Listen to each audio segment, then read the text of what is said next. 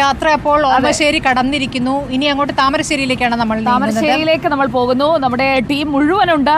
വലിയ പിന്തുണയാണ് ഈ യാത്രയിൽ ഉടനീളം ശ്രമിക്കുന്നത്. ഇടയ്ക്ക് ഉണ്ണിയാശാൻ എവിടെയെന്ന് നമ്മുടെ പ്രേക്ഷകരൊക്കെ ചോദിക്കുന്നുണ്ടായിരുന്നു. പ്രിയപ്പെട്ട പ്രേക്ഷകരെ, ഉണ്ണി ബാലകൃഷ്ണൻ തിരിച്ചെത്തിയിരിക്കുകയാണ്. ഉണ്ണി സാർ, നമ്മുടെ ഈ യാത്രയിൽ സ്വീകരിക്കുന്ന ആളുകൾ, അതോടൊപ്പം തന്നെ ആളുകൾ നമ്മുടെ വണ്ടിയിലേക്ക് കയറി വന്ന് ഇപ്പോൾ ഒരു ഉണ്ണി സാറിനെ ഒരാൾ കെട്ടിപ്പിടിച്ചുകൊണ്ടാണ് പറഞ്ഞത്, ഇത് ചെയ്യാൻ നിങ്ങൾ കാണിച്ച നിങ്ങളുടെ ടീമിന് മുഴുവനുള്ള അഭിനന്ദനം എന്ന് പറഞ്ഞാണ് ഉണ്ണി സാറിന് ആ ഒരു ആലിംഗനം വന്നത്, അല്ലേ? നിശ്ചയമായും. കാരണം വെച്ചാൽ സുജയ, ഇപ്പം മഞ്ചേരിയിൽ നിന്ന് രാവിലെ 6:45 നമ്മൾ ആരംഭിക്കുമ്പോൾ 6:45 എന്ന് പറയുന്നത് എന്താ പറയുക, നോമ്പിൻ്റെ കാലമായിട്ട് കൂടിയും 6:45 തന്നെ 100 കണക്കിന് ആളുകളാണ് ആ പരിപാടിയുടെ ഉദ്ഘാടന ചടങ്ങിന്, ആ ഫ്ലാഗ് ഓഫിന് വന്നത്. അവിടെ മുതൽ ഇങ്ങോട്ട് നമ്മൾ ഓമശ്ശേരിയിൽ എത്തുന്നത് വരെയുള്ള ജനക്കൂട്ടം എത്ര വലുതായിരുന്നു. അപ്പോൾ എല്ലാ സ്ഥലങ്ങളിലും നമുക്ക് നമ്മുടെ യാത്ര കടന്നു പോകുന്നതിന് പോലും തടസ്സം വരത്തക്ക വിധത്തിൽ ആളുകൾ കൂടെ നിന്ന് നമ്മളെ വണ്ടി നിർത്തി ആളുകളുമായി സംസാരിച്ച് അങ്ങനെയൊക്കെയാണ് നമ്മൾ യാത്ര നടത്തിക്കൊണ്ടിരിക്കുന്നത്. വലിയ രീതിയിൽ ഈ സന്ദേശം ജനങ്ങളിലേക്ക് എത്തിക്കാൻ നമുക്ക് കഴിഞ്ഞിട്ടുണ്ട്. ഇതുവരെയുള്ള നമ്മുടെ പ്രവർത്തനങ്ങൾ ആ അർത്ഥത്തിലൊരു വലിയ വിജയമാണ് എന്ന കാര്യത്തിലൊരു സംശയമില്ല.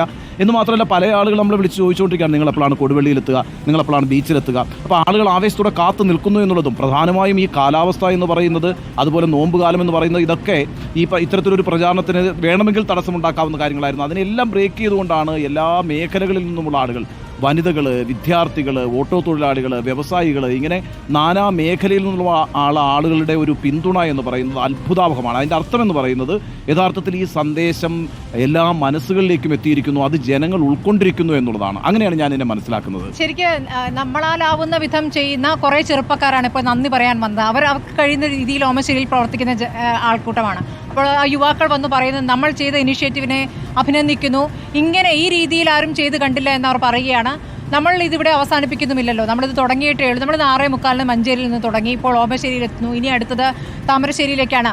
ഇന്നത്തെ വാർത്തകളും ഈ മയക്കുമരുന്നുമായി ബന്ധപ്പെട്ട പ്രധാനപ്പെട്ട തലക്കെട്ടുകളും അതുമായി ബന്ധപ്പെട്ട വാർത്തകൾ തന്നെ ആകുന്നു എന്നുള്ളൊരു ആകസ്മികതയുമുണ്ട്. നമ്മളെ സംബന്ധിച്ച് ഈ യുദ്ധം ഒരു ദിവസമോ 2 ദിവസം കൊണ്ടോ അവസാനിപ്പിക്കാനുള്ളതല്ല, അല്ലേ?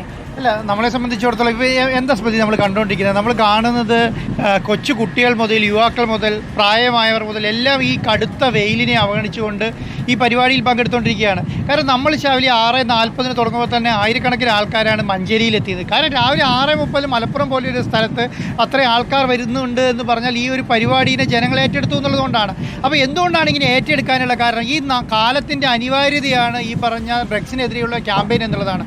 ജനങ്ങളെ ബോധവൽക്കരിക്കുക എന്ന് പറയുന്നത് അത്ര ചെറിയ കാര്യമല്ല. കാരണം ജനങ്ങളിലെ പ്രത്യേകിച്ച് വിദ്യാർത്ഥികളിലും കുട്ടികളിലും ഒക്കെ ആയിട്ട് വലിയ രീതിയിൽ ഇത് വ്യാപിച്ചുകൊണ്ടിരിക്കുന്നു. ഇപ്പോൾ എന്താണ് സംഭവിക്കുന്നത്?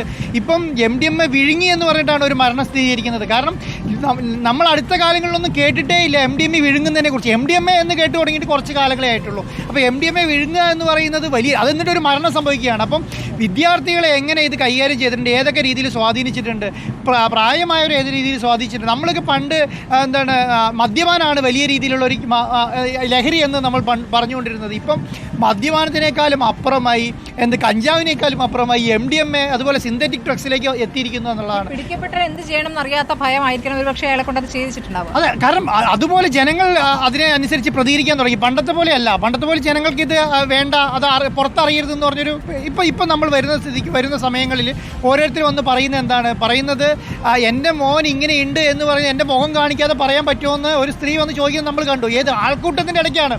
ആൾക്കൂട്ടത്തിൻ്റെ ഇടയ്ക്ക് ആൾക്കാർക്ക് വന്ന് പറയാൻ മടിയില്ലാതായി. കാരണം ഈ ഒരു വലിയ വിപത്താണ് നമ്മുടെ കുടുംബത്തെ ബാധിച്ചിരിക്കുന്നതെന്നും സമൂഹത്തെ ബാധിച്ചിരിക്കുന്നതെന്നും ജനങ്ങൾ തിരിച്ചറിഞ്ഞു. അതുകൊണ്ടാണ് ഈ ഇത്രയധികം വലിയ രീതിയിലുള്ള നമ്മുടെ കൂടെ സപ്പോർട്ട് വരാം. കാരണം ഈ പൊരി വെയിലത്ത് ഈ ഓമശ്ശേരി പോലെയുള്ള ഒരു മലയോര അടിവാര ഭാഗത്ത് ഇത്രയും ജനങ്ങൾ കൂടി നമ്മളെ സ്വീകരിക്കാൻ നിൽക്കണമെങ്കിൽ അതെന്താണ്, ഇത് ജനങ്ങളെ ഏറ്റെടുത്തതുകൊണ്ടാണ്. അപ്പോൾ ഇനിയെന്ന് പറയുന്നത് കേരളത്തെ സംബന്ധിച്ചിടത്തോളം ഈ ലഹരിയിൽ നിന്ന് പുറത്തേക്ക് വരാൻ ഒരാൾ വിചാരിച്ചാലോ ഒരു മാധ്യമം വിചാരിച്ചാലോ അല്ലെങ്കിൽ ഒരു ഗവൺമെൻറ് വിചാരിച്ചാലോ മാത്രം നടക്കുന്ന കാര്യമല്ല.